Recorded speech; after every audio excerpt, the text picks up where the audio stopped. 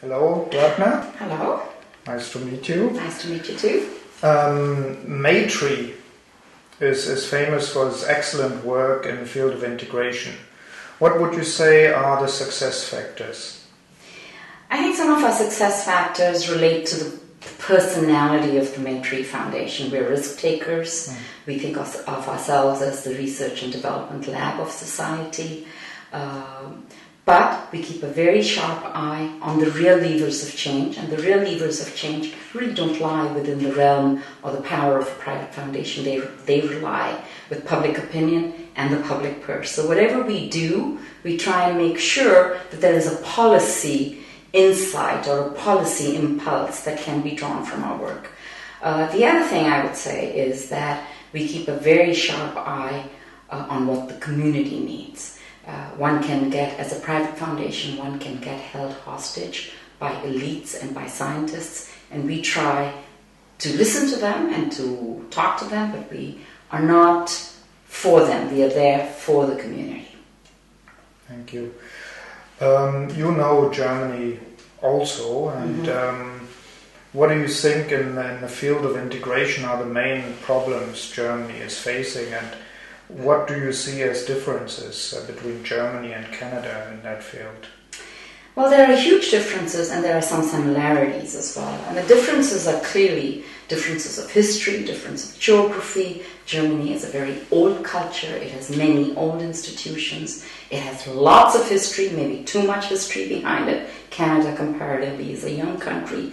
We are, outside of the Aboriginals people, made up entirely of immigrants. Everywhere in Canada, someone has immigrated to Canada. So we are, by definition, an immigration society. I think Germany, by definition, is an immigration society by default. We've been deliberate about it. It's been more accidental in Germany. But we share common challenges going forward. Our challenges are that we both are in competition for immigrant talent. Your population is declining. Our population is declining.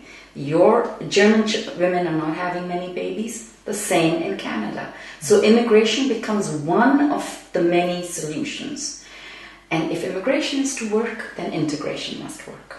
And I think those are some of the contextual differences. The other differences are naturally allied to how we do immigration and how you do immigration. We select immigrants. I'm not sure you actually are selecting as many immigrants as you should. I'm not sure whether the portion of skilled immigrants coming in is at all equal to the portion of immigrants who come to your country. We also have a very short incubation period before we allow people to become citizens, 3 years. For you, it is 5 years.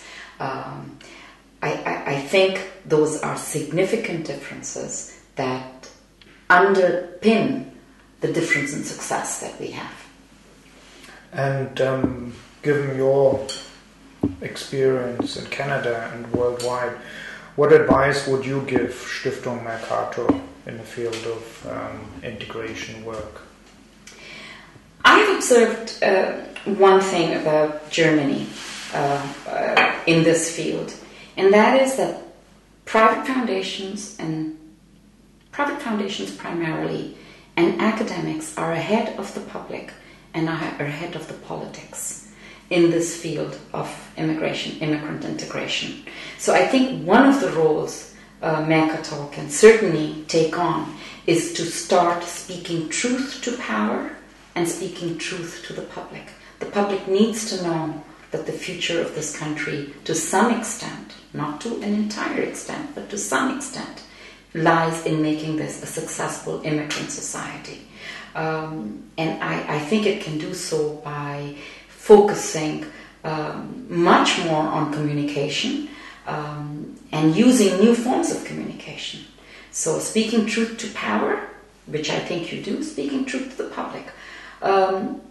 I would also say that Mercator itself is an important institution in this country, and it needs to reflect what it says internally as well. So I would hope that the Mercator Foundation is as diverse in its own institutional makeup as society around it is diverse.